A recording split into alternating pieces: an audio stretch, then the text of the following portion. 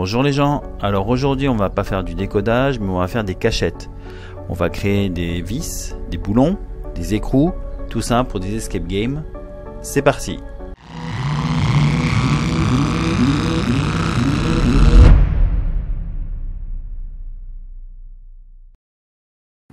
Alors la cachette, enfin les cachettes, parce qu'en fait il y en a deux.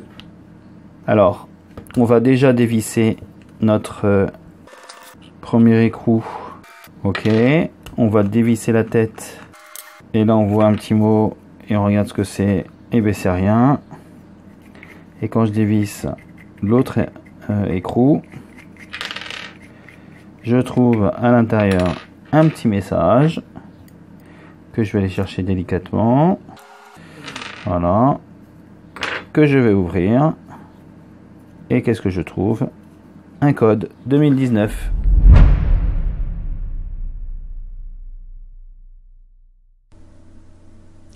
On se retrouve donc dans Fusion 360 où on va créer notre boulon. Donc ce boulon est constitué de deux parties, partie vis, partie tête, la tête en forme d'écrou. Donc pour la vis, on va créer un solide. Donc on va même créer un cylindre, donc à partir d'un cercle. Diamètre 15, je valide. J'extrude de 35 mm et je valide. Donc ce cylindre, je vais le tarauder, on va créer un filetage qu'on va modéliser pour bien voir le filetage à l'écran. Norme ISO, diamètre 15, filetage d'1.5. Tout est bon, je valide. Donc on a notre vis, maintenant on va créer notre petite cachette. Donc on va faire un trou, on va creuser le cylindre, donc diamètre 11, E. Et ensuite bien la flèche, donc dans l'autre sens ça va être moins 34. Ok. Maintenant on va créer notre tête. Donc sur ce plan polygone. Donc on a directement hexagone. Donc 6 côtés. Si ce n'était pas le cas, il suffit de changer ici la valeur. Ok. Donc 11 et je valide. Je vais faire une extrusion. Pour cette extrusion, je vais extruder des deux côtés. Donc côté vis, on va faire 8 mm. Côté extérieur, 2 mm. Mais attention, on est en coupe, on est en cut. Donc ça enlève la matière de la vis. On pourrait faire join, mais nous, c'est pas ce que l'on veut parce que là, ça va faire une pièce unique. On veut créer deux pièces séparées. Donc new body. Donc, ok. On vérifie ici. On a bien ici en double-cliquant la vis. Ici, je double-clique, écrou. Très bien. Donc je cache la vis. Je vais pouvoir creuser notre écrou. Donc même dimension, diamètre 15. J'extrude de -8 puisque la flèche va vers le haut. Je clique sur la surface que je vais tarauder. Je modélise. Diamètre 15, norme ISO. Ce sont les mêmes paramètres, donc tout va bien. Ok, donc je fais réapparaître la vis. Et vu de côté, on a bien la tête plus la vis. Alors nous, on va travailler sur le filetage des deux éléments. Pour bien voir, on va faire une coupe. Donc section analysis. On va choisir le plan XZ qui va nous permettre de faire la coupe que l'on souhaite. Je valide.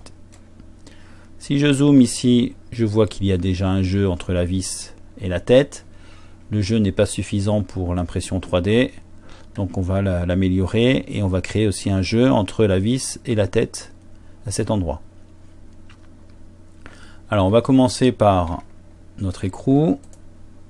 Donc je sélectionne le sommet là du filetage et je vais faire un press pull.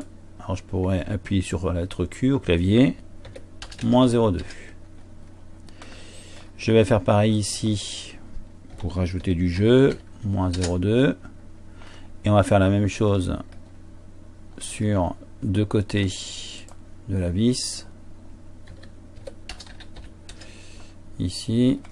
Et on va faire la partie inférieure. Et voilà. Alors j'ai dû me tromper de valeur. J'ai dû mettre...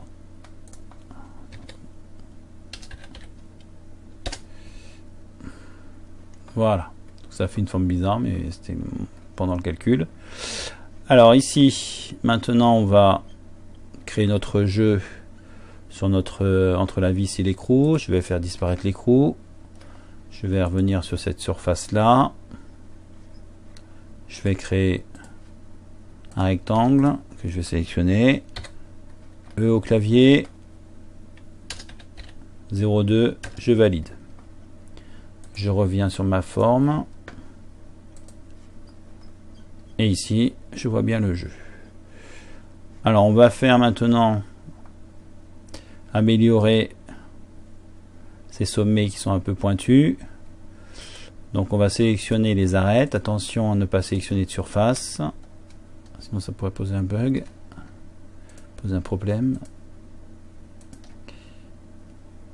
OK. Et on va mettre 0,2.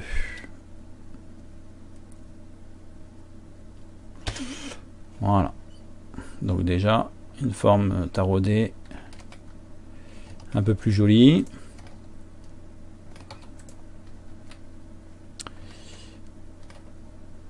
Parfait.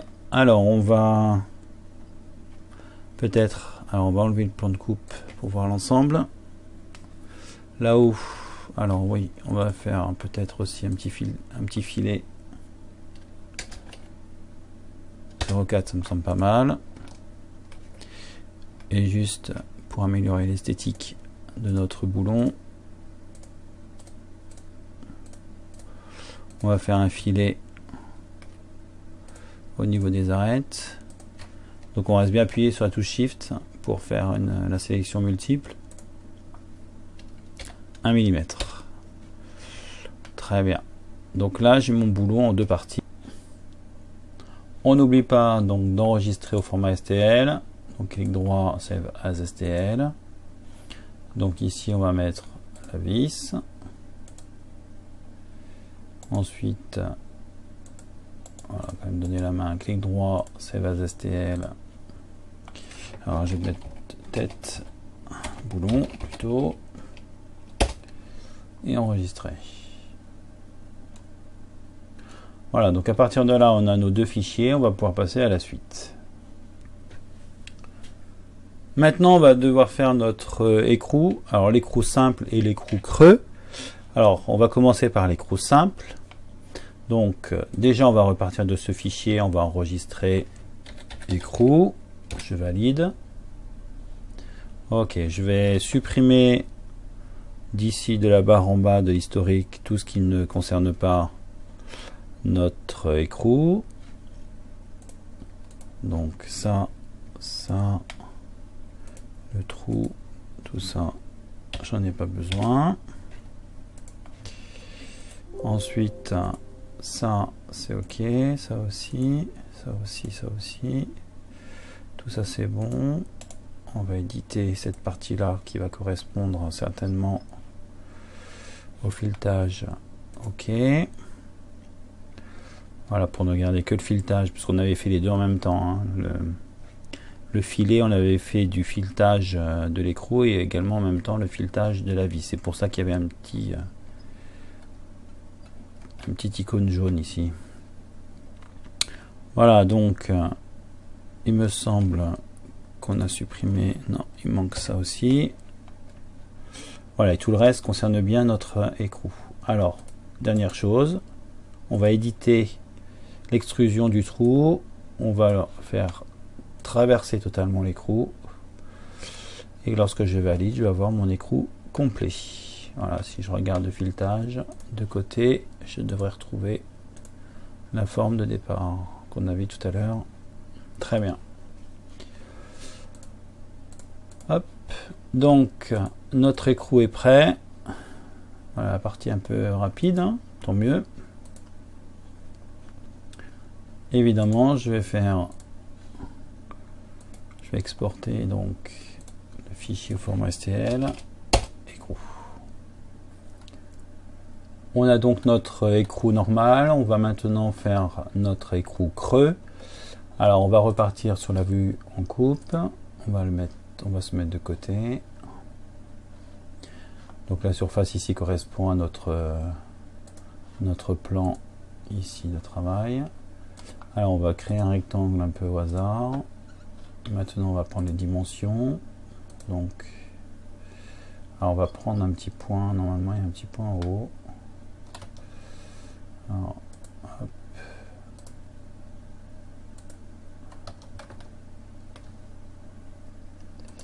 Entre là et là. Ok, alors c'est sorti. Tac. Ok, super. Hop, on va se remettre droit. Donc ici on va mettre 2.5. Ensuite on va mettre la même chose ici. Et on va mettre la même chose en bas.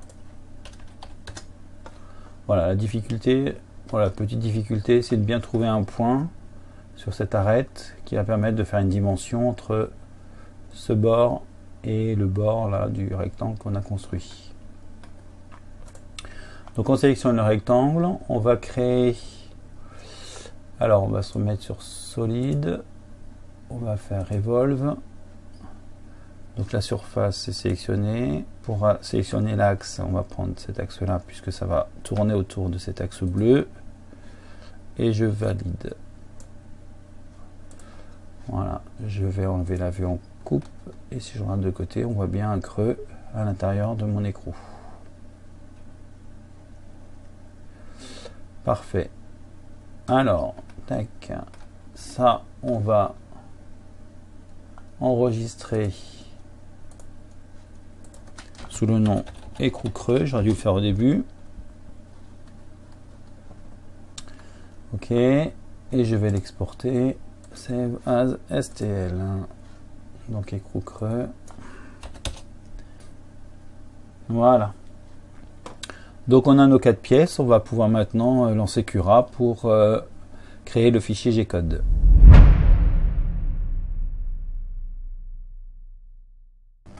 On se retrouve dans Cura. Alors j'ai juste inséré mes 3 écrous et le corps de vis. Le corps de vis, j'ai fait aussi une rotation à 180 degrés pour que la partie plane soit en contact avec le plateau. Alors si je regarde mon aperçu, donc au niveau de mes couches, donc je vois que tout va bien pour l'ensemble des objets sauf pour l'écrou creux. On voit qu'à la couche 39, donc il y a des parties qui vont être imprimées dans le vide, d'où la nécessité d'activer les supports. Voilà. Le problème, c'est qu'au niveau des supports, ça va nous rajouter une petite cochonnerie au niveau de la vis. Ah, vous voyez.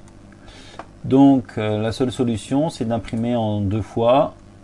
Vous imprimez comme vous voulez, mais le tout, c'est de bien séparer le corps de vis de l'écrou creux.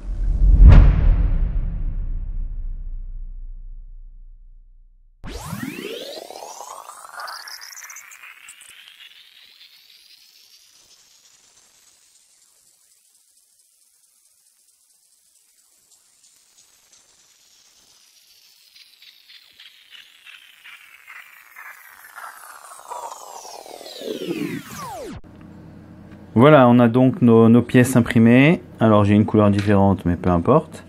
Alors le premier code, le faux papier, on va le mettre à l'intérieur du corps de vis. On va créer donc notre boulon. Très bien. Ensuite, je vais venir insérer mon code 2019 à l'intérieur de mon boulon. Alors on le plie, on le met à l'intérieur comme on peut. On visse en s'assurant que le papier ne vienne pas coincer en regardant de l'autre côté. Voilà, on voit que le papier se met correctement à l'intérieur. Parfait. Donc on peut visser notre boulon. Parfait. Et on met le deuxième boulon, le vrai, en contre-boulon. Parfait. Petit bonus, dans les fichiers Thingiverse, le boulon avec la possibilité de mettre un aimant pour attirer une tige.